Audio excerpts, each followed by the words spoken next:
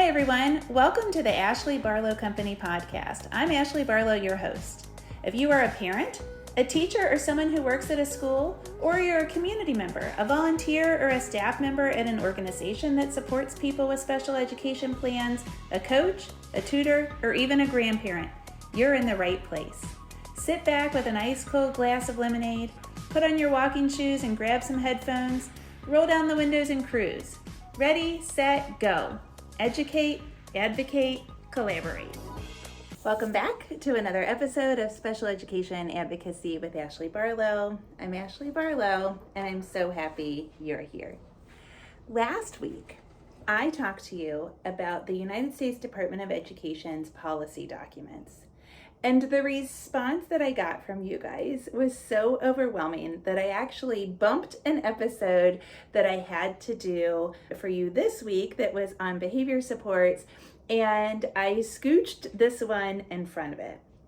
So today I'm going to be talking to you about 3 different websites that I personally use all the time for special education research. For research on like the real nitty-gritty of practice, and also some research on advocacy strategies, advocacy tools, best practices, etc. So, I oftentimes tell people in special education that you have to be an expert on negotiation, you have to be an expert on advocacy skills, communication, and that sort of thing. And then you also have to know a fair amount about special education teaching practices and the research that supports them, particularly as it applies to your particular child. So if your child, for example, has a specific learning disability, then it's super helpful if you can research the teaching strategies that would support your child so that you have an opinion and can make, kind of developed guesses or hypotheses about different strategies that would work, educated guesses, right? The same thing would apply to children that have cognitive deficits. Like my Jack has Down syndrome and he has a cognitive disability. And so it's super helpful for me to know what the research says about educating students with cognitive disabilities in the general education classroom as it applies to speech and all of those different things. And you're going to hear the ding of my iPad, and that's because I am using my iPad in today's podcast. And for whatever reason, maybe you could help me learn how to turn off the volume. But if the phone rings or if I get a text message or whatever and my iPad is active, then it dings and I can't help it. Now you're also going to hear Coco panting because I pet her. And so I'm going to stop that and hopefully she'll get bored and walk away. Okay. Moving right along. So you have to kind of be an expert on those things. And by expert, I mean, okay, we don't want to be experts and we don't want to tell the school people that we are experts unless we truly are, but we need to be intimately familiar with what the research says and what experts in the field are saying so that we can have educated discussions and be equal partners in that IEP team and the IEP decision making. So oftentimes parents say to me, oh, they need to listen to me because I'm mom. And I'm like, well, what value are you bringing? Yes, you're bringing the value of what happens in home and in the community, absolutely. But if you want for the school team to trust your opinion and to actually listen to what you have to say about teaching methodologies and placement and the nitty-gritty of what happens at school, it's important that you are knowledgeable about those things as well. And so what I have for you today is I have 3 different websites that will give you some insight into that nitty-gritty stuff that happens at school. And of course, yes, I will also give you some information about how to advocate and communicate and to be an active member in the IEP team. And so we are going to start today with Wright's Law. Surely you know about wrightslaw.com. We spell it WRIGHTS. LAW. Wright's Law was developed by Pete Wright, who has been on the podcast. I am thrilled that I can call Pete a friend. Pete puts on the Institute of Special Education Advocacy This year it is moving from the College of William and Mary in Williamsburg, Virginia, down to a different university in San Antonio, Texas. I have participated in ISEA as a student, and then as an alum, and then as a faculty member. It's a fantastic training. I think it's probably like a 30-hour training. It maybe runs from like a Wednesday to a Sunday. But before ISEA existed, Wright's Law existed. So Wright's Law, Pete has drafted very many books and other resources. Pete tried the Shannon Carter case in front of the United States Supreme Court, and that kind of launched him into this world of providing resources in special education to families. Part of that is this website. And so the website is a wonderful, wonderful resource for parents and for other IEP team members. And so I wanted to highlight a couple of things on the website that I think are particularly helpful. Now, if you have not signed up to receive the newsletter from Wright's Law, absolutely do that when you get to the website, because the newsletter provides really good case law updates. Pete Wright reads special education cases. You must read them for hours per day, because he'll provide in the newsletter in particular updates to important cases, but also cases that, aren't making special education news elsewhere. They can be super duper helpful, and you get just like a little highlight. You don't have to keep up to date with your particular jurisdiction yourself. The thing that I think is the most helpful in the Wright's Law website is the search box. So right now in September of 2022, that search box is in the top right corner. Super duper helpful. You can type in inclusion or least restrictive environment.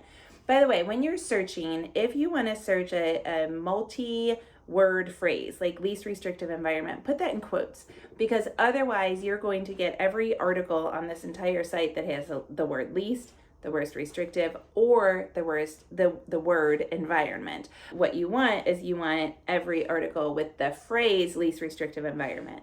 So put that entire phrase in quotes, and then you're going to get everything with that. That's the way that we search on legal search tools. So in that search box, you can type in whatever you want to type in, whatever you're looking for. Dyslexia. If you type in dyslexia, for example, I'm going to do it while I'm talking to you. You are going to get 4,710 results, right? That's too many. And so, you might want to do dyslexia and Orton Gillingham or something like that to try to kind of narrow your search, whatever you're looking for. But you can search that way. I use the search box on Wright's Law probably twice a week in my own practice. There's also a topic in the main part of this website that's called Hot Topics. And the Hot Topics will rotate in and out as things come in and out. Sometimes it's a case law review, sometimes it's a new article or a new kind of trend, sometimes it's new OSEP guidance like we talked about last week. But this Hot Topics can be a really great source of information as well. So I highly recommend that you check out the Hot Topics. Pete Wright himself does training programs, speaking engagements, and he will post those. Currently, they are on the left-hand side in the column. As you know, I have a new job as the Director of Education at the National Down Syndrome Congress, and Pete is doing a training with NDSC in Atlanta on October 27th that I will be at. That'll be, I think, probably my first travel gig conference that I will be doing for NDSC. I'm super excited about that to get started. I officially start on October 3rd, by the way, but also to see Pete and to go to his, what he calls his one-day trainings, because they are super duper helpful. What he does at those is he kind of walks you through the law, highlighting on the topics, like the headers in the actual federal IDEA statute. And he gives you little tidbits along the way, which are super helpful. And then Pete also has currently on the left-hand side of the website, there is a column that is called Topics. And in that, you can click on topics that are relevant in special education. So, it starts off with advocacy. You could just click on advocacy and you're going to get articles and information about special education advocacy. There's one called ADHD, allergy, and anaphylaxis. Skipping down a little bit, there's a whole thing on ESY, future planning, law school and clinics. So, maybe you want to go to law school. There's a whole thing on law school and special education clinics. There's one on mediation. There's one on reading. So you can click on these specific topics and read, whatever you need to read. I always talk about that weekend that I came home when Jack was in preschool and they said, we can't educate him here. And this is the first thing I did. I went on writeslaw.com and I clicked on the link that it's probably either inclusion or least restrictive environment. I'm looking right now. LRE/inclusion. And I read probably every single article because I went deep, deep, deep into the black hole of research in order to figure out what I needed to do to advocate for Jack to be in an inclusive environment. And by George, it worked. And so Write's Law is super duper helpful. The last thing that I'll kind of do, which is probably a plug that Pete would appreciate, is he does have all of his books for sale on his website, and he has a couple of video trainings that are available on his website as well. So Write's Law is kind of like the bee's knees. It is the parents' superstore, and I highly recommend that you go to Write's Law. Okay, so that's the first online resource. The next one is the TIES Center. The TIES Center is an organization that is run through the University of Minnesota's College of Education and Human Development Department. Human development institutes or departments or centers are oftentimes housed in universities. You've probably heard of UCEDs or SPINs. Human Development Institutes are similar to those organizations. Typically, those organizations are studying developmental disabilities or, people with cognitive impairments, people with learning differences at the university level. So they all have kind of different purposes, whether it is a human development center or it is a UCED, which is a University Center for Excellence in Developmental Disabilities, UCEDD. Here at the University of Cincinnati, which is local to me, we have the UCED because it's University of Cincinnati. Let's see if I can do it.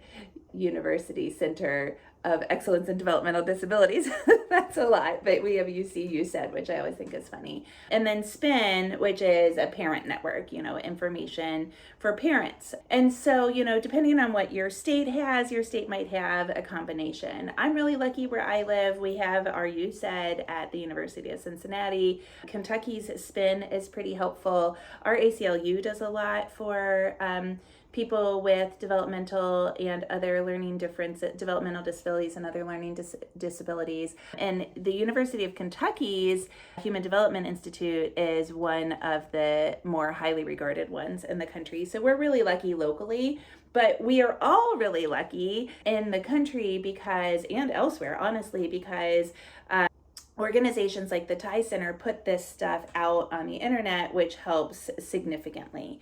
So I recommend a lot of the resources that are available on the TIES Center's website. It's TIES, TIES, center.org. And TIES stands for, the T is time in general education, the I is instructional effectiveness, the E is engagement, and the S is support. So the TIES Center focuses a lot on inclusive education. I really, really, really like the TIES Center's website. And in fact, I think I've probably said this before on the podcast, I don't watch a whole lot of TV. Last year, I watched more TV than I probably ever have. And so as an aside, I just asked Brandon this weekend when the fall seasons roll out for all these Netflix and Apple TV shows that he got me watching. And he's like, there is no fall season. They just do them when they're ready. And I was like, oh, I've been waiting for the morning show, which I really like, and Ted Lasso and my shows, Emily in Paris, which I watched when I was sick with COVID and I probably don't remember any of it. And he was like, well, they'll come out, it's just in the fall. And I'm like, well, I'm ready. So because I don't watch, I used to not watch a ton of TV. This is stuff that I'll read at night, even just lying down in my bed, I'll go to tiescenter.org and see if there's any new resources up there. And typically there is, and I can read, a 2 or 3 page article about inclusion or something that, helps me at work and helps me with my own family situation at home supporting Jack. And so what's available on the Ties Center website? I've got my little thing here and Coco's bothering me again. Okay, so the first thing I want to highlight is there are professional learning courses that are available. So right now, if you went to the Ties Center, again, it's September of 2022, there's one that's called AAC in the Inclusive Classroom. So this is something that I advocate for a lot for my students, is the use of an AAC device that of course stands for Augmentative Alternative Communication, which, we sometimes call a talker. And so there is a training on how to support students that have AACs in the classroom. And to the extent that it isn't covered in this session, a question that I would ask is, what if a student doesn't have a talker and has expressive language? How could an AAC device support an inclusive environment for them? Because I do that a lot. Jack has a talker at school, and a lot of times he's using it just to talk about how he feels, because if he gets dysregulated and he's feeling kind of crummy about something, then they'll push out the talker, or they'll put out the talker so that he can express himself, because when he's dysregulated, he kind of loses a lot of that expressive language. We also used a talker, by the way. I could go on and on about talkers, as I did when I had Miss Lucy from the Alternative Way to Pre-K on the podcast. But we also used talkers for him for motor planning. He misses a lot of high frequency words and sentences. So he misses articles and oftentimes even prepositions and prepositions, and pronouns. So we are going to the park, he might just say, go to park.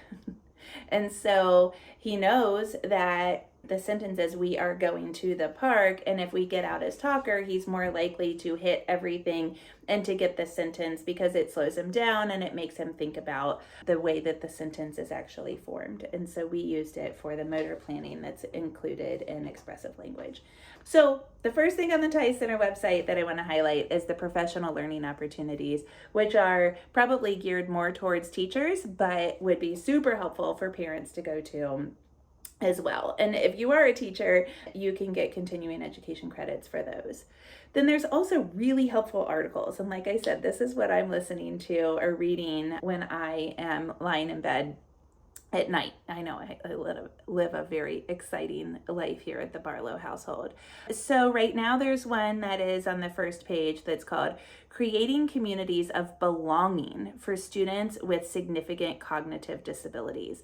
In a lot of DEI initiatives, people are using or adding a B to that DEIB, diversity, equity, inclusion, and belonging. And so this is an article that kind of, I think, focuses on the B. And what it really is talking about is how to create a sense of belonging for students that have significant cognitive disabilities and are educated for a large portion of the day in their general education classroom.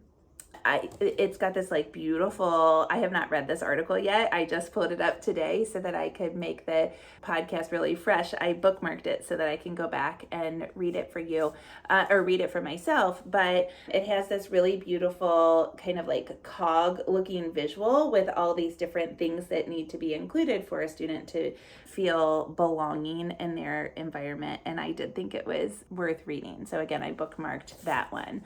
Another article is called The Comprehensive Inclusive Education Guide, Ed in the Inclusive IEP article. Oh man, that one sounds good. So it's the Comprehensive Inclusive Education Guide, and then I've got Gen Ed and the Inclusive IEP. Now that sounds like one that would be super duper good. And that one's a little bit longer, so it is going to be more comprehensive. What do we need in an IEP in order to make it really inclusive? That Inclusive IEP article I loved. In my inclusion workshop that's available all the time to download on my website, it's about an hour and a half of video content and a really nice workbook. At the end, we really talk about practical strategies to advocate for inclusion. And one of those practical strategies is to go through the student's day and to see where we can provide inclusive and experiences, and then where it might be better for if the child's going to have some push out services or pull out services, then to see where those pull-out services might fit in nicely during that daily schedule. And this particular article goes through a student's day, and it kind of like references where certain goals could be plugged in. So like where we could work on a transition goal, or where we could work on, and transition could be either transition to a new activity or transition to adulthood. It means two different things in special education. Or where we could work on maybe a task completion goal, or where we can work on obviously a math goal and those kinds of things. It's super interesting. And I think this goal would be awesome if you're advocating for inclusion and they're saying like, we don't know where we would put it during the school day. If you read this and you kind of get the gist of how it's done in practice, then you could help the school team kind of troubleshoot their own apprehension. And again, like this is kind of a good example that so many times in advocacy, what we are doing is we are helping teams consider things that they have never considered before. So, oftentimes we want to say, well, the team's really hesitant to do this. And it might just be because they don't have experience. And so if they don't have experience, we can learn about how the experience could go well, how the child's experience or the educational experience could go well. And then we can, be a thought leader basically and say, I read this article and I think this article kind of matches up what I'm thinking about doing. And this is how it seems to work in other schools where inclusion is working well, or where, fill in the blank, whatever you're asking for is working well. And so maybe we could all read this article before we reconvene. And that can be really, really, really powerful because you don't know, you aren't a teacher, you aren't seeing it. I'm not a teacher anymore. I saw it when I was teaching, but it's been a few years since I was in the classroom. And so I oftentimes will rely on things that I've read in my advocacy. So those kind of real practical how-tos can be super helpful. And those, again, are available on tiescenter.org. So again, TIES center.org. Okay, so we've talked about Wright's Law, we've talked about the TIES Center, and now, hang on, before I move away from the TIES Center, I was going to tell you, hang on, do I only have two? Oh no, what if I've goofed and I only have two websites for you? I think I do. That's okay, I remember why. I was gonna do three. I planned this last night, and now I remember why I only did two. And that is because I wanted to talk to you a lot about the search box that's available on the TIES Center. So the search box, you can type in whatever you want to type in on tiescenter.org. But in addition to that, you can go down, and also on the TIES Center, there is a box where you can click on topics. It's at the top of the TIES Center's website, and the topics that are listed there are communicative support, inclusive leadership and systems change, peer engagement, inclusive instruction, and positive behavior supports.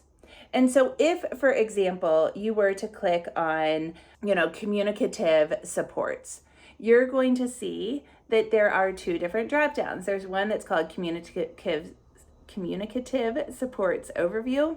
Try to say that 3 times fast. And then there's also something called a TIES 101 communication supports in the inclusive class. And so you kind of can search by topic just like you can on Wright's Law, but you get these really kind of like targeted supports. If you click on inclusive leadership and systems change, which so many of us want, you can get an overview. There is a webinar series on systems change, which a lot of people really, really want. There is inclusive leadership series, a video journal on that. And then there's an inclusive leadership series video clip library as well, where you can just kind of go through and look at video clips, because the TIES Center will oftentimes put videos up on the website. And so these are kind of highlights from videos that they've posted in the past. The thing that I wanted to point out about this, I now remember, and this is why I didn't want to do a third website. is that these systems change webinars are something that I recommend oftentimes to my clients. Because in my particular practice, and when I'm, working as a special education attorney, people are paying me hourly. And so I usually say to my clients, listen, I think that you can only advocate for your one child. And if systems change throughout the entire state or throughout your entire district or even at your little bitty school, wonderful. But if you bear the weight of the world, and if you pay me to bear the weight of the world, you are going to be poor and stressed out. And it's just that simple. So I recommend that you advocate for your child and you get through this particular stressful situation for your child. And then next, if you want to effect systematic change, that you go to the TIE Center and you look at their entire tab that is on systematic change. So if you really want to advocate for systems change, a lot of people in dyslexia communities, for example, want to fix the way that their district is educating people with specific learning disabilities, then I recommend that you go to this tab and you really kind of dive into this tab and you look at the resources and you get trained on how to effect systematic change, and then you move forward. And there's multiple ways to do that. I went to something going back to ISEA, the rates law training. There is a person that's often on the faculty. His name is Jim Comstock-Galligan, and Jim does a wonderful thing about systematic change by filing state complaints. So that's just one way that you can effect systematic change. But I think this is a great way to do that and to train yourself so that then you can hit the road and really start to affect change systematically as opposed to just for your one particular child. So that's what I wanted to highlight on the TIE Center's website. Oh, I'm sorry I promised you 3 websites and then I got halfway through. My brain is on overload, and so you're just going to have to bear with me here.